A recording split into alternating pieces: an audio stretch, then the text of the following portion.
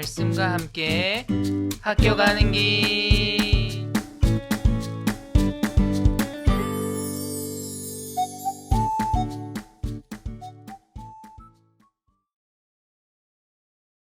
동틀 무렵에 천사들이 롯을 재촉하여 말하였다. 서두르시오. 여기에 있는 부인과 두 딸을 데리고 여기를 떠나시오. 꾸물거리고 있다가는 이 성이 벌을 받을 때에 함께 죽고 말 것이오.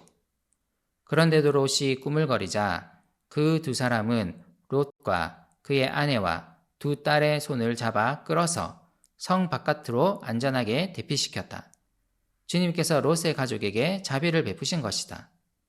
그 두 사람이 롯의 가족을 성 바깥으로 이끌어 내자마자 그 가운데 한 사람이 롯의 가족에게 말하였다. 어서 피하여 목숨을 건지시오. 뒤를 돌아보거나 들에 머무르거나 하지 말고 저 산으로 도피하시오. 그렇게 하지 않으면 죽고 말 것이오. 이때 롯이 그들에게 말하였다. 다른 길을 말씀해 주시기 바랍니다. 두 분께서는 이 종을 좋게 보시고 저에게 크나큰 은혜를 베푸셔서 저의 목숨을 구해 주셨습니다. 그러나 제가 저 산까지 도피해 가다가는 이 재난을 피하지 못하고 죽게 될까 두렵습니다. 보십시오. 저기 작은 성이 하나 있습니다. 저 성이면 가까워서 피할 만합니다. 그러니 그리로 피하게 하여 주십시오. 아주 작은 성이 아닙니까? 거기로 가면 제 목숨이 안전할 것입니다. 그 사람이 롯에게 말하였다. 좋소. 내가 그 청을 들어주겠소. 저 성은 멸하지 않겠소.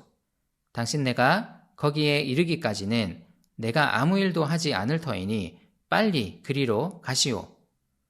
롯이 그 성을 작다고 하였으므로 사람들은 그 성의 이름을 소알이라고 하였다. 소돔의 악이 이제 드러났습니다. 하나님은 소돔을 이제 멸망시키려 하십니다. 하지만 롯과 그의 가족들을 구하려 하십니다. 천사들이 서둘러 소돔 성을 나갈 것을 재촉하지만 롯은 좀처럼 성 밖으로 나가려 하지 않습니다.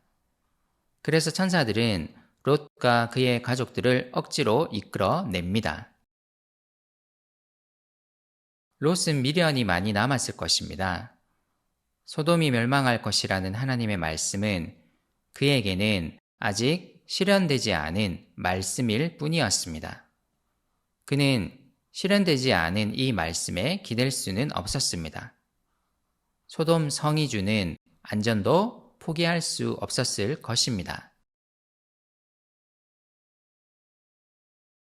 롯을 강제로 이끌어낸 천사들은 되도록 먼 곳으로 도망가라고 말합니다.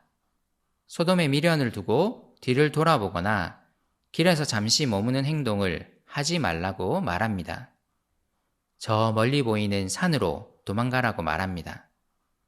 하지만 롯은 이것을 거부합니다.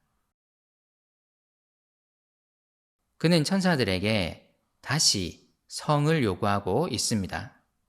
소돔성이 안전하지 않음이 드러났지만 그는 성에 대한 미련을 버리지 못하고 있습니다. 그는 여전히 말씀이 아닌 자신의 눈을 신뢰합니다.